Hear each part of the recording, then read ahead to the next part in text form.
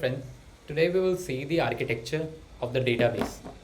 So in industry, we mostly follow the three-tier architecture, but it's not just about the three-tier architecture. We need to understand the entire basic, like what all other tiers of architecture that we have, and what is the importance of each tier, and what this all over this architecture means.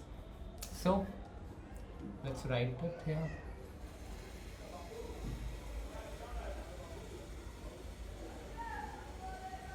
So the very common one are the one tier, two tier, three tier, and nth tier. This is the most commonly used.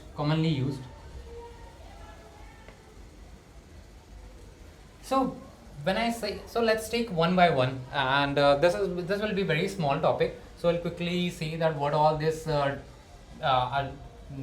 basically means. So and in the interview you will come across the question like, what is the difference between two tier and three tier? What is the advantage of going with the nth tier? What are the drawbacks of going with the nth tier? So we'll see them one by one. Okay. So starting with the one tier means, so this tier, so the tier that you can understand as simple is the layer. So as simple as layer. Two tier means there are two layers. Three tier means there are three set of layers, and then so on with the nth tier. Now, what does the layer mean here? So when I say the first tier, I mean this is your database, and this is your one tier only. That means only one layer, which is database itself. Your programmer, your designer, your let's say analyst, everybody is directly operating on this DB.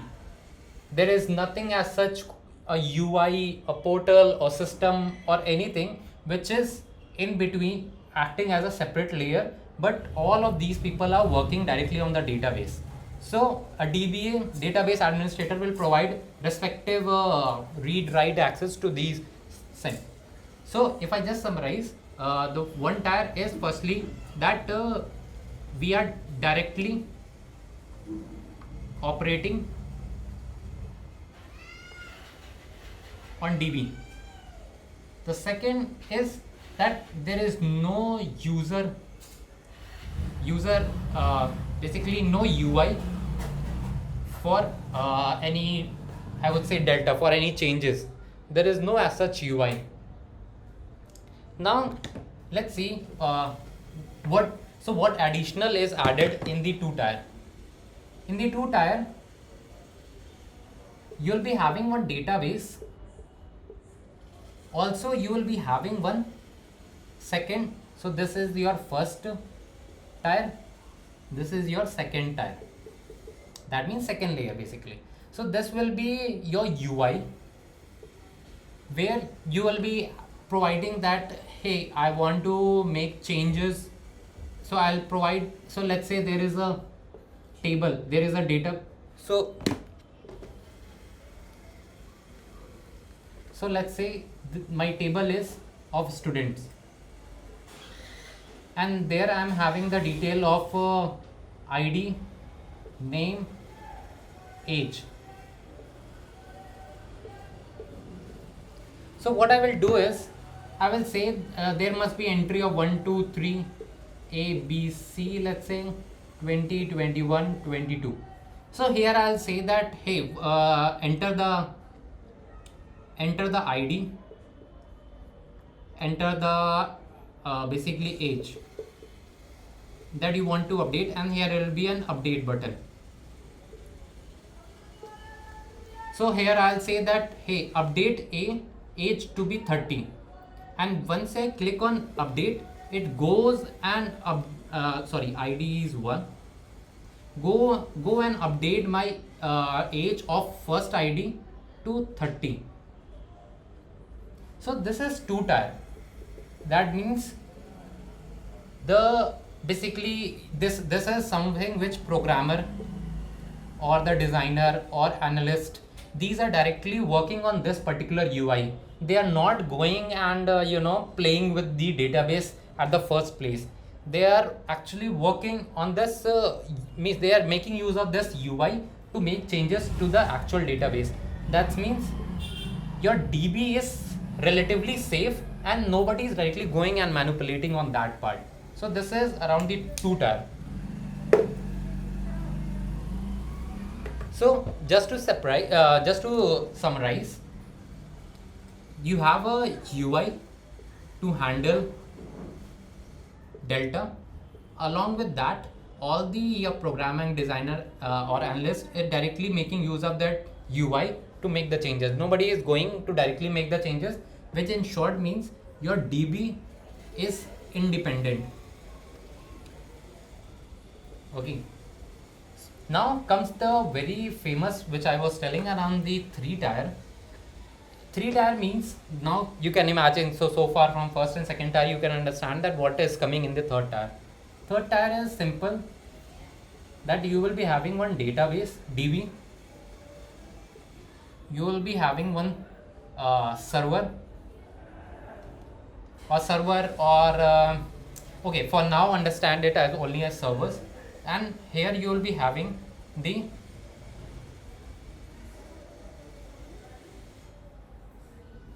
client, for example cell phone here. So what that means is, this client is saying, so this client is having the detail, is showing that ID, its client is showing the name and the age, and is saying that submit this. So on submit, it goes to server. The server will verify whether these entities are correct. The server will verify, is ID correct, is name in proper notation, and it is age within the proper constraint. That means this server is acting as one layer where your client is sending data and it is saying that yes, these are correct. Now it will decide that what all particular change it has to make at what particular entity it has to make the changes to. So so this is very famous, the called client server model, basically like client server interaction you can say. And this is most commonly used among most of the e-commerce website, like in case the Amazon for example. So definitely there will be multiple layers in case of Amazon, but to understand it very simple, let's say you have added your shipping address here, then it will on submit, it will go to the server, Amazon server. It will go to Amazon server. Amazon will verify that whether pin code is correct, whether landmark is proper, city and state are in proper state, and when it is so, then it will make the respective entry in the DB. So this is what, if you think that if you can compare, your second tier was directly making changes here, but now there is a third layer, as you can call for now is a server. It could be some other layer also, which is actually interacting with DB. So this client is no more aware of what a DB is. So for this client, this is a abstraction view. This client doesn't know that what all things are happening inside, what is the DB architecture. But when it was in the two-tier architecture, the client is supposed to know that what all changes he is making to the DB. For now, the client is no more concerned on the DB. It is something which server responsibility is. So this is the difference between the client and the in the second and the third tier. Similarly, you can imagine that what will be the n tier. There will be one DB. There will be one let's say second layer. There will be some third layer.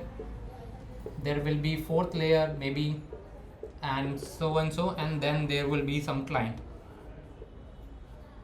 So this is something called the nth layer, basically nth tier, entire architecture. Now you must be asking that like why these many layers. So for that I will give you one example, like which maybe will be which might have been followed at Oyo. So what happens is, let's say you have opened Oyo website or maybe mobile app and so on. Now you want to book a hotel. You have to book a hotel. You click on the book button. This book, once you click on that, it goes to a server layer, which for now understand it's called a BFF layer. Okay, and even before the server there comes let's say, so this client first goes to one security check, which you can think it of as the Akamai layer. For example, you can think it of as Akamai layer. So this so this is the first basic, to be precise, this is the second tier that we have, second layer that we have come across. The once user clicks on the OA website, he goes to a layer which is, for now understand it as a security check, which is for example is the Akamai.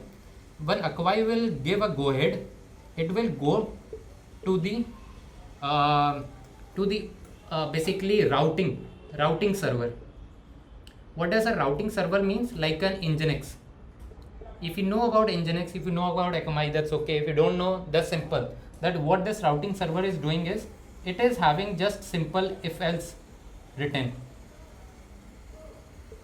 Means the Nginx syntax is pretty different, but for now just understand that this going to the third layer, third tier, where the routing has been defined, that if it is so, then go to this particular server.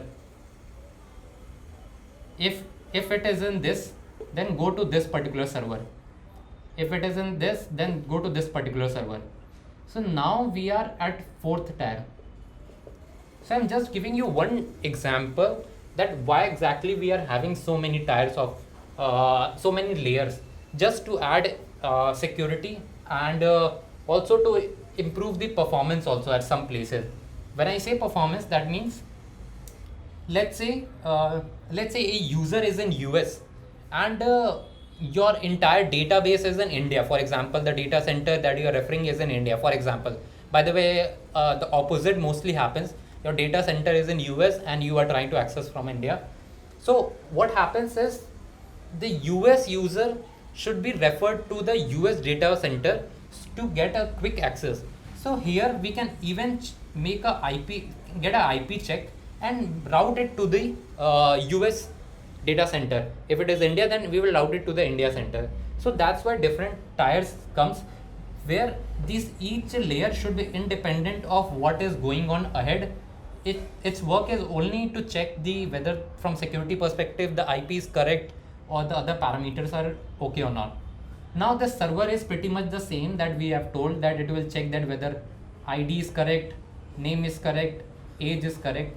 If these are all correct, then it will make another basically it will interact with another microservice. So when I say microservice, that means so think it of as a BFF. This server is like BFF, which is backend for frontend. If you don't know about BFF terminology, then that's okay. Just skip it. No worries.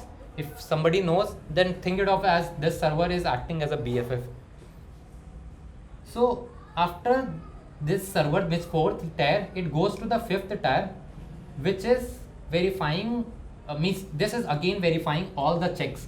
That means I was asked to book a hotel. Here I will check that whether the hotel is available or not. I will just check hotel is available or not.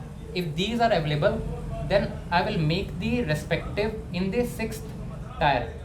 I will make the entry in the DB and I will return my response. And here it will show that yes, hotel is booked. I hope you understood. I'll just visit again this part. you open a oyo.com, you want to book a hotel, you make a request to book a hotel. It will first go to the IP check or just other security checks. Then once that is done and you got a go ahead, then you go to the routing section where it will show that which server it should interact to. It might happen that this server is very much overloaded, many people are interacting this server. So next time I will say that don't go to this server, go to this server. Okay, so this is again from the traffic perspective, this is again important part. Once you go to the routing, you decide which server you have to go. From there it will go to the basically to decide whether your hotel is available or not.